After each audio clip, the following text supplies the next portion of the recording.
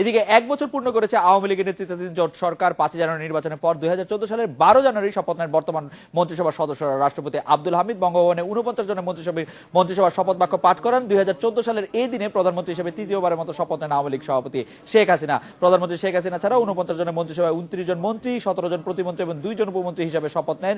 এই মন্ত্রিসভার সদস্য হিসেবে আওয়ামী লীগ নেতৃত্বাধীন 14 দলীয় জোট নেতাদের পাশাপাশি আওয়ামী লীগ সভাপতি শেখ হাসিনা। প্রধানমন্ত্রী শেখ হাসিনা ছাড়াও 49 জনের মন্ত্রিসভায় 29 জন মন্ত্রী, 17 জন প্রতিমন্ত্রী এবং 2 জন উপমন্ত্রী হিসেবে শপথ নেন।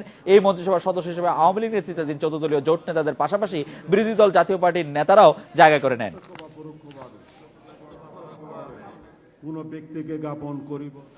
এই বিষয়ে কথা বলতে আমাদের সঙ্গে আছেন স্থানীয় সরকার প্রতিমন্ত্রী মশিউর রহমান রাঙ্গা এবং সাবেক তত্ত্বাবধায়ক সরকারের উপদেষ্টা সুলতানা কামাল। আমি প্রথমেই মশিউর রহমান রাঙ্গা আপনার কাছে জানতে চাইবো যে আপনার দলের যে বিরোধী দলের যে নেতা আছেন রওশন এরশাদ, তিনি বলেছেন অচিরেই জাতীয় পার্টি মন্ত্রিসভা থেকে পদত্যাগ করবেন। আপনি মন্ত্রিসভা থেকে পদত্যাগ করছেন কবে, জনাব মশিউর রহমান রাঙ্গা?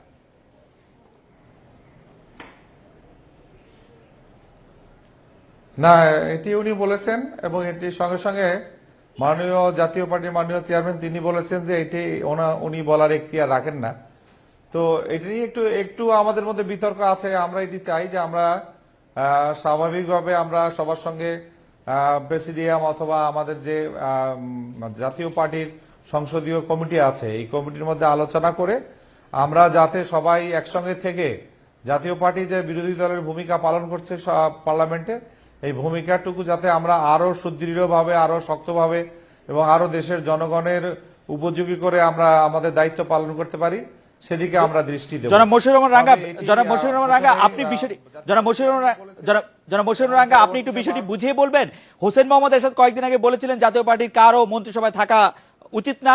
আর যখন রওশন এরশাদ বলছেন জাতীয় পার্টি অচিরেই মন্ত্রিসভা থেকে পদত্যাগ করবেন, তখন তিনি বলছেন তার কোনো এখতিয়ার নেই।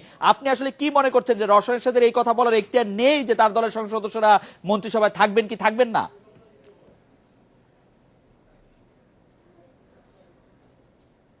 এই বিষয়টি হচ্ছে যে জাতীয় পার্টির চেয়ারম্যান এবং আমাদের জাতীয় পার্টির 1 নম্বর প্রেসিডিয়াম মেম্বার যিনি রওশন এরশাদের, সুতরাং এ নিয়ে বিতর্ক করার আমার কোনো সুযোগ নেই। ওনারা দুজনেই আমার অনেক উপরের অনেক শক্তিশালী এবং দীর্ঘদিনের রাজনীতি করা মানুষ ওনারা। সুতরাং আমি মনে করি যে ওনারা কি বলছেন, ওনারা দুজনে একত্রিত হয়ে আমরা সিদ্ধান্ত নিয়েছি বা আমরা মানে সবাই মিলে, উনিও বলেছেন, আমি এরশাদ সাহেবের সঙ্গেও কথা বলেছি, ওনারা সবাই বলেছেন আমরা সম্মিলিতভাবে বসে আমরা সিদ্ধান্ত নেব যে আমরা বিরোধী দলে আছি ঠিকই, কিন্তু আমাদের মন্ত্রীরা থাকবেন কিনা এইটা প্রেসিডিয়াম অথবা আমাদের যারা পার্লামেন্ট কমিটি আছে মাননীয় সংসদ সদস্যগণ ওনারা এটা সিদ্ধান্ত দেবেন। জনাব মশিউর রহমান রাঙ্গা, আপনি আমার সঙ্গেই থাকেন। সুলতানা কামাল আপা আছেন আমাদের সঙ্গে। 10ম সংসদীয় সরকার 1 বছর পার করলো। আপা, এই 1 বছর নিয়ে আপনার পর্যবেক্ষণ কি? কোন বিষয়গুলো আপনি সামনে রাখতে চান, কোন বিষয়গুলি নিয়ে আপনি ভাবিত আছেন? সুলতানা আপা।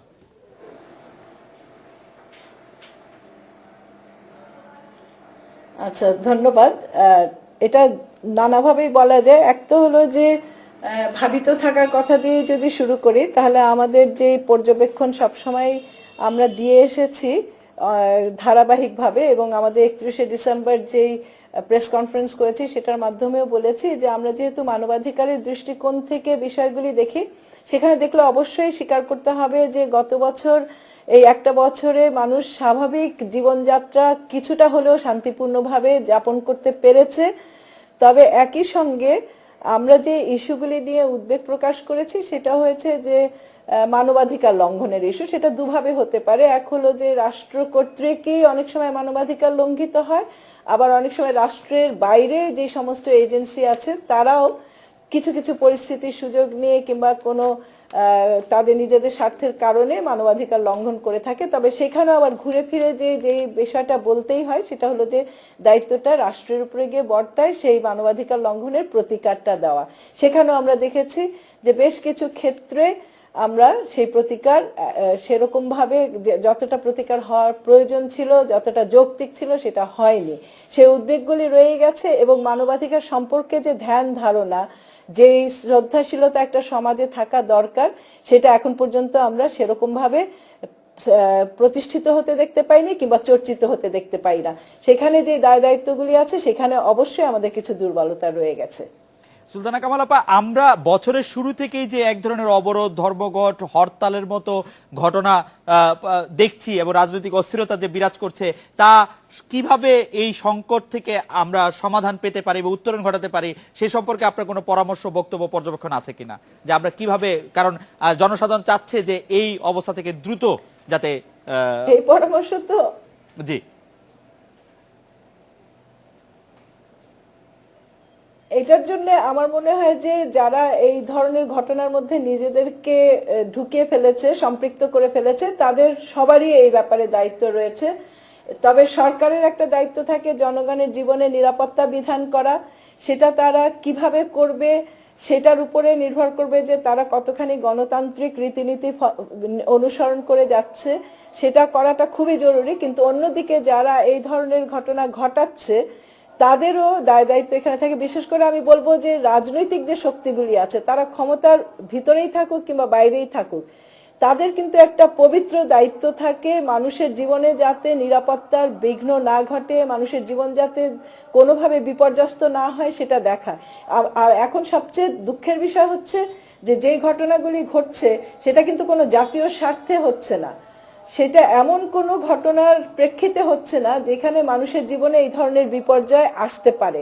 এটা একেবারেই ক্ষমতা কেন্দ্রিক একটা রাজনৈতিক কারণে হচ্ছে এবং যারাই এটার ভিতরে আছেন তাদের একসাথে বসে, সেটা সরকার পক্ষই হোক কিংবা সরকারের বাইরের বিরোধী দলরাই হোক, একসঙ্গে বসে প্রথম প্রতিজ্ঞা তাদের করা উচিত যে তারা কথায় কথায় বলে যে তারা মানুষের সেবা করতে চায়, মানুষের মঙ্গল করতে চায়, মানুষের জীবনে উন্নয়ন নিয়ে আসতে চায়, মানবাধিকার সংরক্ষিত এবং সম্মানিত হতে দেখতে চায়।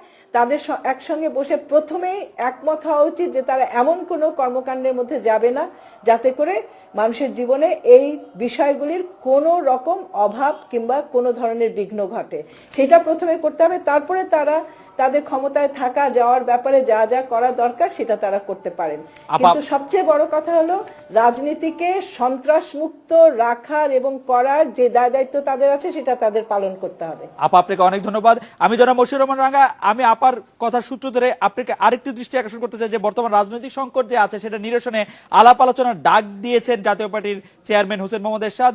এই বিষয়ে জাতীয় পার্টির সত্যি সত্যি কোনো উদ্যোগ আছে কিনা, নাকি সেটি একটি আহ্বানই থেমে আছেন আপনারা, বা কোনো উদ্যোগ জাতীয় পার্টির পক্ষে রাখা সম্ভব কিনা? না, জাতীয় পার্টির মাননীয় চেয়ারম্যান যদি ডাক দিয়ে থাকেন বা বসার জন্য অনুরোধ করে থাকেন তাহলে নিশ্চয়ই গুরুত্ব বহন করে। উনি বিরোধী দলীয় দলে আছেন এবং বিরোধী দলীয় মাননীয় বিরোধী দলের নেত্রী ওনারই সহধর্মিণী, সুতরাং বিষয়টি গুরুত্ব উনি দিয়েই হয়তো বলেছেন। এবং এটা বসে যে করবেন উনি, আমি জানি না যে এটি উনি বসে করতে চাচ্ছেন, কিন্তু বসে আগে নির্ধারণ করতে হবে বিষয়টি যে আসলে তত্ত্বাবধায়ক সরকারের দিয়েই নির্বাচন হবে কি তত্ত্বাবধায়ক সরকার দিয়ে নির্বাচন হবে না, এটা আগে সিদ্ধান্ত নিতে হবে। বিএনপি চাচ্ছে যে তত্ত্বাবধায়ক সরকার ছাড়াই দিয়েই তাদেরকে নির্বাচন তারা করতে চাচ্ছেন। সেখানে আওয়ামী লীগ এখন একটি, কিন্তু আওয়ামী লীগ পরিপক্ক দল।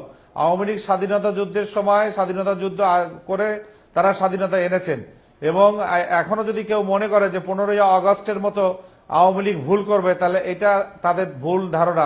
যদি কেউ মনে করে থাকে এটা যে আওয়ামী লীগ পুনরায় ওরকম একটা ভুল করবে, 15ই আগস্টের মধ্যে বঙ্গবন্ধুকে যেভাবে নৃশংসভাবে হত্যা করা হয়েছে, এটা যদি এইভাবে করে যদি কেউ সন্ত্রাস করে কিংবা অন্য কোনো চিন্তা ভাবনা করে সরকারে যাওয়ার চিন্তা করে, সেটা আমার কাছে মনে হয় যে না, এটা যুক্তিসঙ্গত হবে। তাদেরকে আসতে গেলে তাদেরকে ভোটের মাধ্যমে আসতে হবে, ভোটের মাধ্যমে জয়ী হতে হবে। সুতরাং আমার মনে হয় যে আগে নির্ধারণ হওয়া উচিত যে তত্ত্বাবধায়ক সরকারের নির্বাচনটি কি তত্ত্বাবধায়ক সরকারের কে দিয়েই হবে না বর্তমান যিনি প্রধানমন্ত্রী আছেন তাকে উনিই করবেন। এটি যদি নির্ধারিত হয়ে থাকে তাহলে পরবর্তীতে আসবে যে কবে নির্বাচনটা হবে, কিভাবে হবে, সেটা নিয়ে আলোচনা হতে পারে। কিন্তু প্রথম যে আমি যেটি বলছি, আবারও বলছি যে এটা তত্ত্বাবধায়কের মাধ্যমে হবে না তত্ত্বাবধায়ক ছাড়াই মাননীয় প্রধানমন্ত্রীর নিয়ন্ত্রণে হবে। জনাব মশিউর রহমান রাঙ্গা, আপনাকে অনেক ধন্যবাদ।